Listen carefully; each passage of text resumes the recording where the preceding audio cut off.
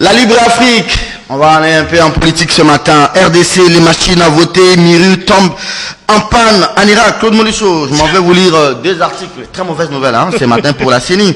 Alors que la CENI, Commission électorale nationale indépendante congolaise, vient de commencer à faire des démonstrations des fonctionnements de la machine à voter, Miru système qu'elle veut imposer pour les élections de décembre prochain. La première utilisation de ces machines en conditions réelles a eu lieu la semaine dernière en Irak et des centaines de personnes n'ont pas pu voter en raison de panne. C'est ce que rapporte la presse de Bagdad et d'agence de presse turque Anadolu.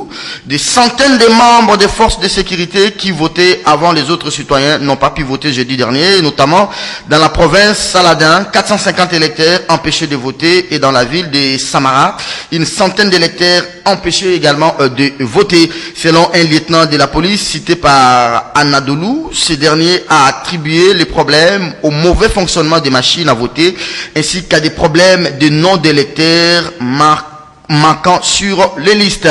Tout l'article. Un capitaine de police de la province de Ninive a indiqué qu'un certain nombre de machines à voter étaient tombées en panne en raison d'une alimentation intermittente en courant électrique. Très mauvaise nouvelle, Voilà, on dit alimentation intermittente du courant électrique.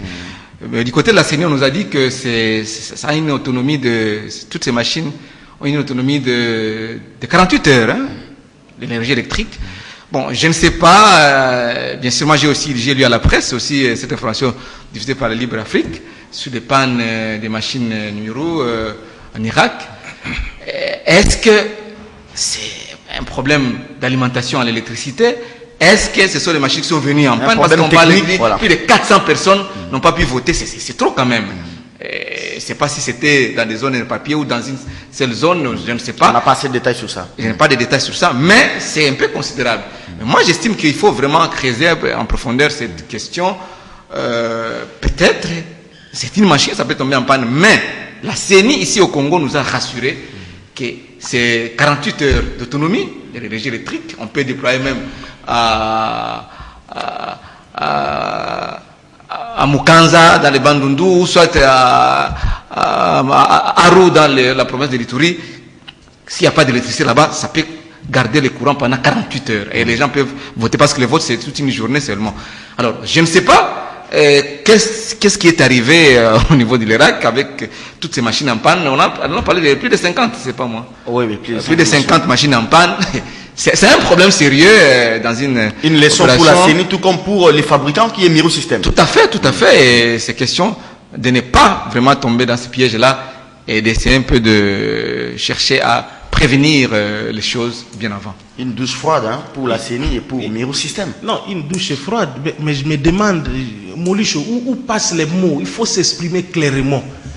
Il faut s'exprimer clairement, cher ami, sur cette question. Il faut quitter un peu cette inconscience-là. La question est claire là-dessus. Si déjà en Irak, toi et moi on sait, en Irak où le problème de l'électricité ne sont pas comme ici chez nous, les machines à voter arrivent à tomber en panne. Ça veut dire ce que ça veut dire par rapport à nous ici déjà. À Kinshasa, regardez, encore que cette autonomie dont tu fais allusion, Nanga doit nous le prouver. Il doit passer au test pour nous prouver que... Mais le test s'est fait déjà. Non, il est à Goma, il a testé ces machines devant les étudiants et les professeurs. Cette autonomie existe bel et bien réellement. Parce que c'est déjà une douche froide, un précédent fâché.